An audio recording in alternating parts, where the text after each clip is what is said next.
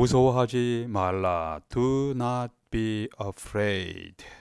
마태복음 28장 1절에서 10절에 나타난 메시지를 함께 나누도록 하겠습니다. 예수님의 부활이 허위라는 것을 역사적으로 밝히기 위해 무던히도 애쓴 사람들이 있었습니다. 그 중에 프랭크 모리슨이라는 영국 변호사가 있었습니다. 그는 죽음에서 부활에 대해서 의심을 갖고 예수님의 부활 전후를 철저하게 조사하기 시작했습니다. 그러다가 도저히 반박할 수 없는 증거 앞에서 무릎을 꿇고 예수님을 영접하고 그리스도인이 되었습니다. 그는 예수님의 부활을 증거하는 누가 돌을 옮겼는가, Who moved the stone? 이란 책을 기록하게 됩니다. 예수님의 부활을 거짓이라고 반박하려던 자가 예수님의 부활을 강력하게 증거하는 사람으로 변화되었습니다. 뛰어난 문학적인 재능을 가진 류 월레스라는 사람이 있었습니다. 이 사람도 예수님의 부활을 거부하는 책을 쓰기 시작했습니다. 이 사람이 책을 쓰다가 중간에 변화되어 예수님의 부활을 증거하는 책을 기록하게 됩니다. 그 책의 제목이 Ben-Hur입니다. 이것이 영화로 만들어져서 유명하게 되었습니다. 인간의 근본적인 문제는 죽음과 생명입니다. 이것에 대해서 확실하게 유일한 대답은 무엇인가요? 예수님의 출생은 자연적이었으나 그의 잉태는 슈퍼내추럴, 초자연적인 것이었습니다. 예수님의 죽음은 고통과 피 흘림으로 인한 내추럴, 자연적인 것이었지만 그의 부활은 슈퍼내추럴, 초자연적인 사건이었습니다. 예수님은 나는 부활이요 생명이다라고 선언하셨습니다. 로마 역사의 저자인 타마스 아놀드 경은 옥스퍼드 대학 현대사학과 주임으로 임명되었을 때 예수님의 부활의 역사적 확실성에 대한 그의 신앙을 고백했습니다. 예수 그리스도의 생애와 죽음 그리고 부활에 대한 만족할 만한 증거를 내보일 수가 있다. 수많은 사람들이 마치 법 재판정에서 가장 중대한 사건을 처리하듯이 나는 매우 신중하고 철저하게 부활을 조사해 왔다. 나 자신이 스스로 만족스러운 대답을 얻기 위해 여러 번 조사를 시도하였다. 나는 여러 해 동안 다른 시대의 역사에 대해서 연구하고 저자와 기록들의 증거를 고찰해 보았다. 그러나 하나님께서 우리에게 주신 가장 위대한 기적, 즉 예수 그리스도께서 죽으시고 죽은 자 가운데서 다시 살아나신 사건보다 더 완전히 증명될 수 있는 사실이 인류 역사에 없다는 것을 알았다라고 고백했습니다. 이 역사적인 사실에 근거한 신앙이 진정한 기독교 신앙입니다. 성경을 하나님의 감동으로 기록된 하나님의 메시지로 믿는 복음적인 그리스도인들은 이렇게 역사적인 사실에 근거해서 신앙을 고백하는 그리스도인들입니다.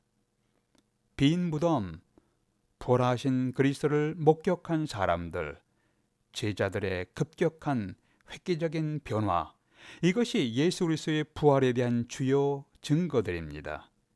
이것들을 제시하며 예수님의 부활을 확증하고자 합니다. 첫 번째, 비어있는 무덤입니다. Empty tomb. 1절을 보세요. 오늘 마태복음 28장의 1절을 보시면 안식일이 다하여 가고 안식 후 첫날이 되려는 새벽에 막달라 마리아와 다른 마리아가 무덤을 보려고 갔더니, 부활절의 이야기는 아침에 어떤 여인들이 무덤에 찾아간 것으로 시작되었습니다. 이때 이들은 예수님의 시체가 없어졌고 무덤이 빈 것을 발견했습니다. 빈 무덤에 대해서 사람들이 여러 가지 설명을 시도했습니다. 첫 번째로는 아마도 여인들이 무덤을 잘못 찾아갔을 것이다. 아직 어두운 때이기 때문에 그들이 슬픔에 사로잡혀서 실수하여 다른 무덤에 찾아갔다고 생각했습니다. 이에 대한 합당한 성경적 설명은 무엇인가요? 이 여인들 중에 적어도 두 사람은 아리마대 사람 요셉과 밤중에 예수님을 찾아왔던 니고데모가 시체를 새로운 무덤에 넣는 것을 직접 눈으로 목격했던 한 사람들이었습니다. 그들은 무덤을 향해 앉아서 예수님의 시체가 매장되는 전체 과정을 지켜보았습니다. 이 사람들이 새벽에 왔는데 혹시 한 사람이 길이나 무덤을 잘못 알아도 다른 사람에 의해서 바른 길로 찾아갈 수 있는 상황이었습니다. 또한 이렇게 헌신적인 여인들이 주님의 시체에 바를 향료를 준비하여 왔는데 이분들이 어리석게 무덤을 잘못 찾아갔다는 것은 생각하기 어려운 일이었습니다. 그들이 무덤을 잘못 알았다 하더라도 직접 장사를 지낸 바 있는 아리마대 사람 요셉과 니고데모까지 실수할 수는 없는 노릇이었습니다. 잘못 알았다면 훗날에 요셉과 니고데모가 예수님을 믿지 않았을 것입니다. 둘째는 이 빈 무덤에 대해서 기절서를 제공하는 사람들이 있습니다. 예수님은 십자가에서 죽지 않으시고 다만 기절하셨다가 무덤에서 소생하여 제자들에게 나타나시다고 주장하는 사람들이 있습니다. 이러한 주장에 대한 합리적인 성경적인 설명은 무엇인가요? 예수님의 십자가 처형을 집행하던 군병들이 많은 청중들이 지켜보는 가운데 예수님의 죽음을 확인했습니다. 로마의 장교 백부장은 예수 그리스도의 죽음을 확인하는 보고서를 빌라도에게 제출했습니다. 마가복음 15장에 보니까 빌라도는 사형 집행의 책임자였던 백부장에게 예수님이 죽은 사실을 확인한 후에 예수님의 시체를 달라고 하는 아리마대 사람 요셉과 예수님의 시체를 매장하도록 그에게 내어주도록 했습니다. 또한 죽었다는 것을 확인하기 위해 군병들이 예수님의 옆구리를 찔러서 피와 물이 쏟아져 나왔다고 기록하고 있습니다. 이러한 피와 물이라는 기록은 예수께서 이미 죽어 있음을 보여주는 분명한 증거입니다. 십자가에 달리기 전부터 먹지도 못하시고 잠도 주무시지 못하시고 채찍에 맞아 피를 흘림으로 몹시 쇠약해지신 상황이었습니다.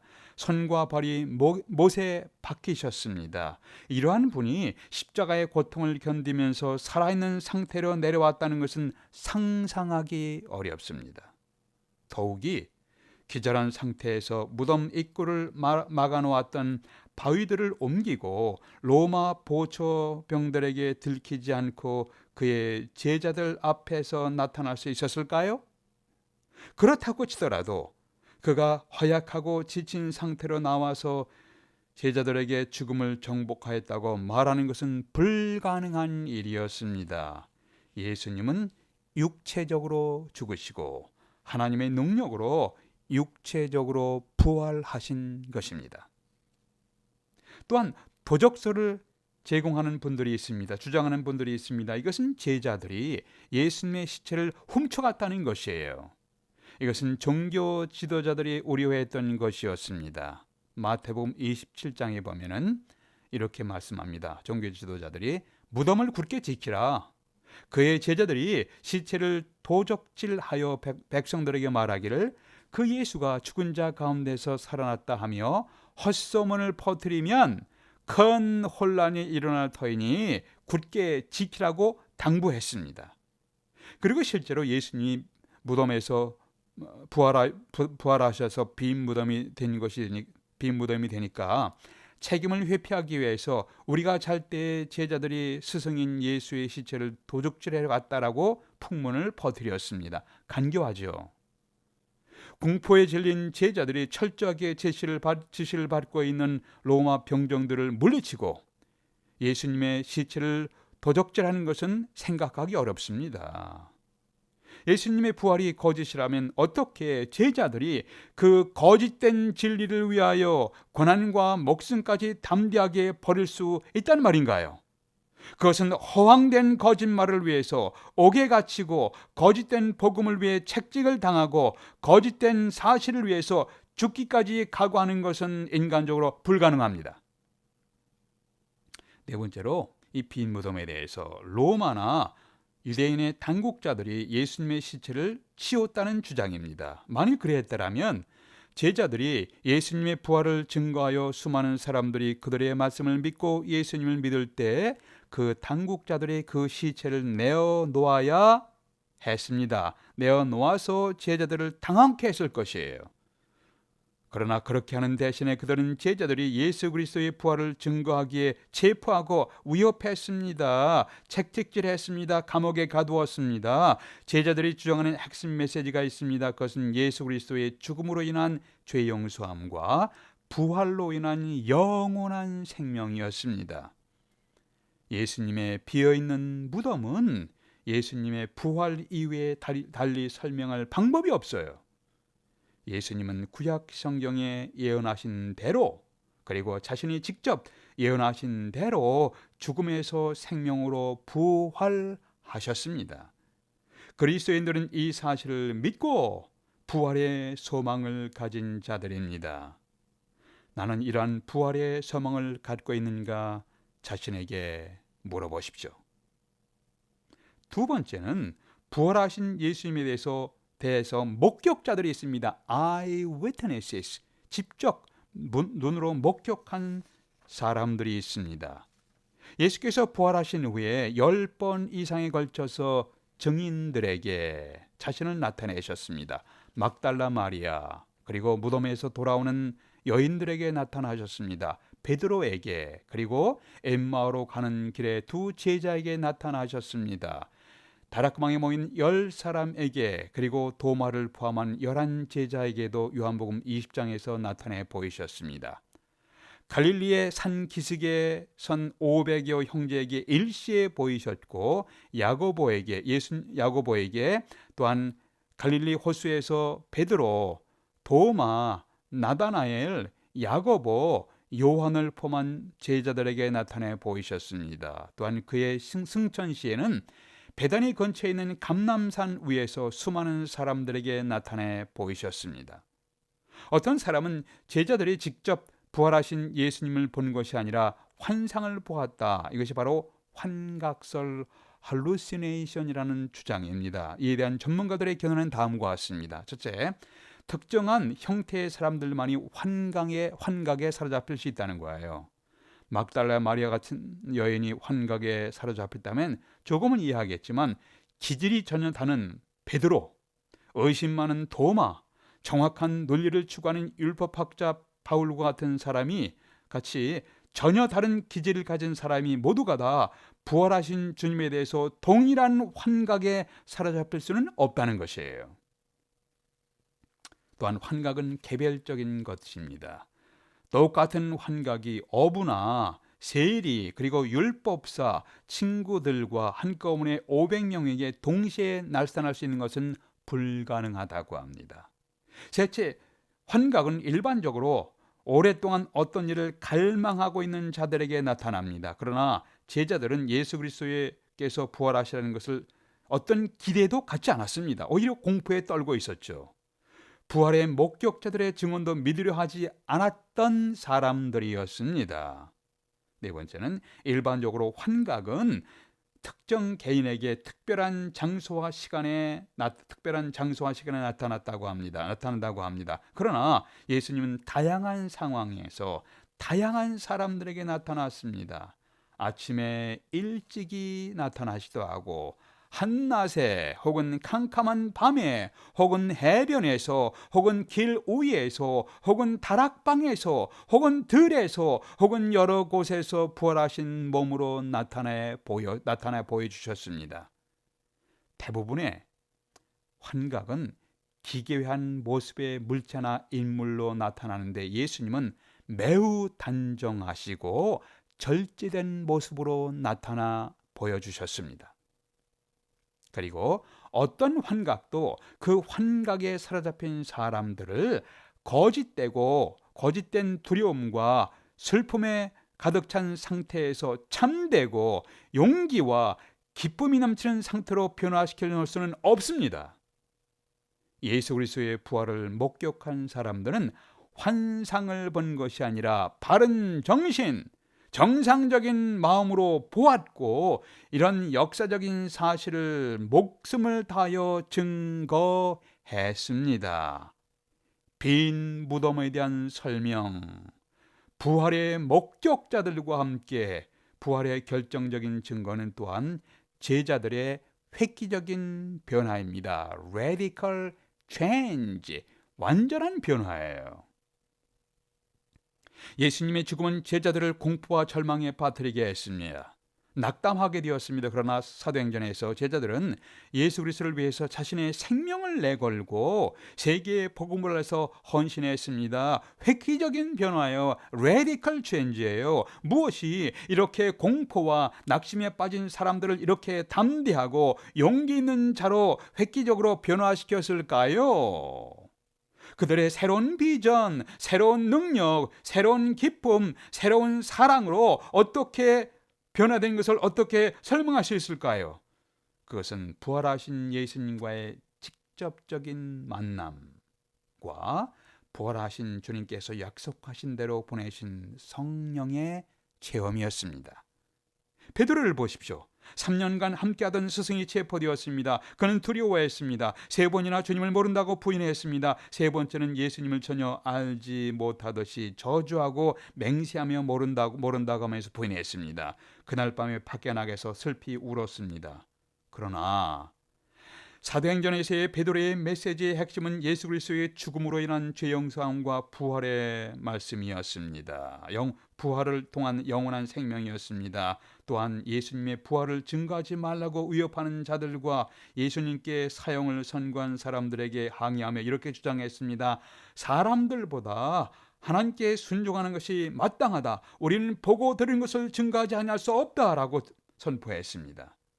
베드로는 아침과 저녁으로 변하는 조변석기하는 사람이었지만 그는 정말로 이름 의미와 같이 반석같이 견고한 믿음의 사람으로 획기적으로 전적으로 radically 변화되었습니다. 주님의 형제 야고보는 처음에 비신자였습니다. 요한복음 7장 5절은 이렇게 기록하고 있습니다. 그의 형제들이라도 그를 믿지 아니하며, 형제들이 안 믿었습니다. 그러나 고린도전서 15장 7절에 보니까 부활의 주님이 형제 야고보에게 나타나 보여주셨습니다. 그 야고보는 예수님의 부활과 메시아심을 강력하게 증거했습니다. 야고보를 불신해서 참 믿음의 사람으로 변화하신 것은 예수 그리스도의 부활이었습니다. 낙담한 제자들을 담대하게 복음을 증거하는 자로 변화시킨 것은 그리스도의 부활이었습니다. 예수님을 따르는 자들을 핍박하고 잡아 죽이던 바울이 온 생애를 헌신하여 예수 그리스도의 복음을 증거하는 자로 획기적으로 변화되는 것은, 전적으로 변화되는 것은, 레디컬리 변화되는 것은 부활하신 예수님을 직접 만났기 때문에 가능했습니다.